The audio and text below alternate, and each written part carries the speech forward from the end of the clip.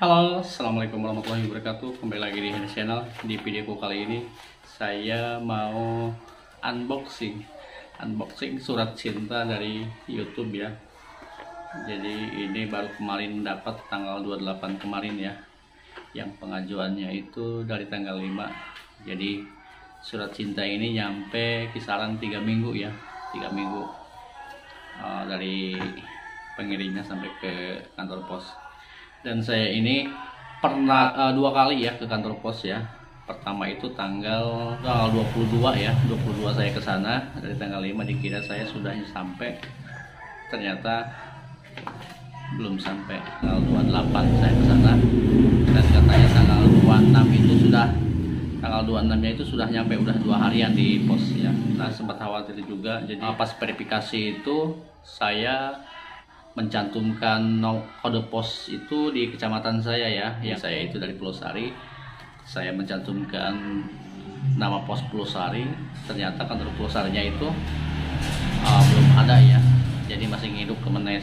Nah jadi bagi kalian yang senasib sama saya yang lagi memperjuangkan kartu PIN ini untuk wilayah Pulau Sari ya,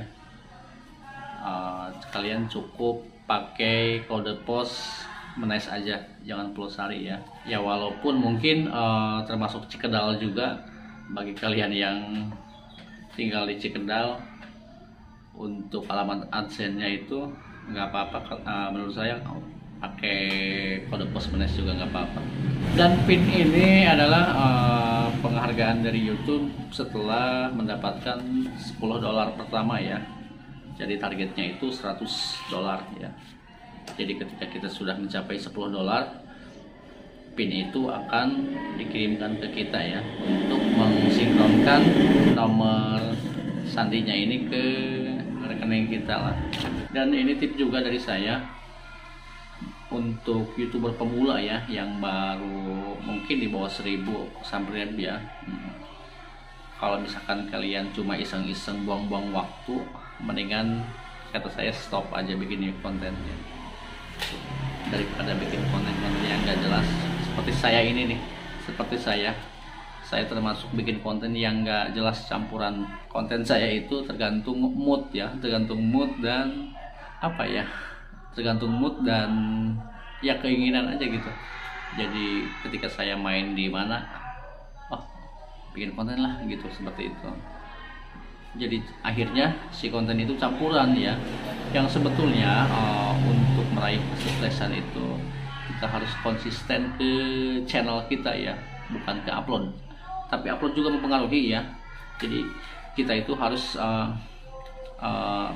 konsisten ke channel. Jadi kalau misalkan kalian kontennya tentang mancing aja gitu, mancing terus, mancing seputar ikan aja gitu kalian bahas. Kalau misalkan kalian fokusnya di pertanian, udah pertanian aja yang dibahas gitu. Kalau penjualan aja yang dibahas. Kalau misalkan ngeprank aja, terus mukbang, kalau mau unboxing aja gitu, jangan campur-campur. Kalau saya ini pokoknya video saya itu udah semraut ya, jadi tidak konsisten. Jadi ya ini belajar dari pengalaman saya. Jadi ketika kalian ingin sekali jadi seorang YouTuber, kalian itu jangan melawan arah, jangan melawan arah kegiatan kalian. Maksudnya ketika kalian yang senang di sawah atau petani, kalian jangan bikin konten tentang hal lain yang bertentangan dengan pertanian, dengan pekerjaan kalian gitu. Itu akan menghambat. Jadi akan menghambat dua pekerjaan yang berbeda. Kalau misalkan kamu seorang petani dan ingin bikin konten, kamu cukup membahas tentang pertanian aja. Jadi sambil kerja, sambil ngonten, itu tidak akan habis ide ya gitu. Kalau misalkan kalian seorang guru atau pendidik, bikin kontennya tentang dunia pendidikan aja gitu. Jangan yang lain. Jangan bikin ketika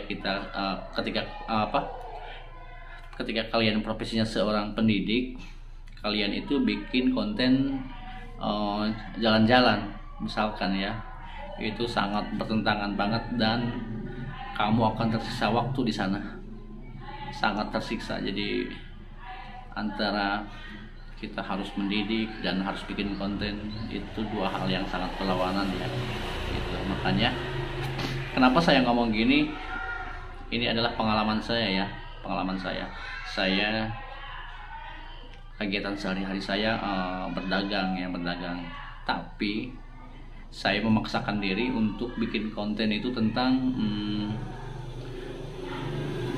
jalan-jalan, tentang apalagi ya, tentang pendidikan, tentang hiburan, tentang segala macam lah yang sangat berlawanan dengan kegiatan saya berjualan gitu kan.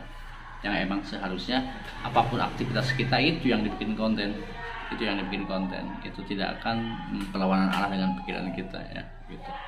Itu aja tips dari saya ya.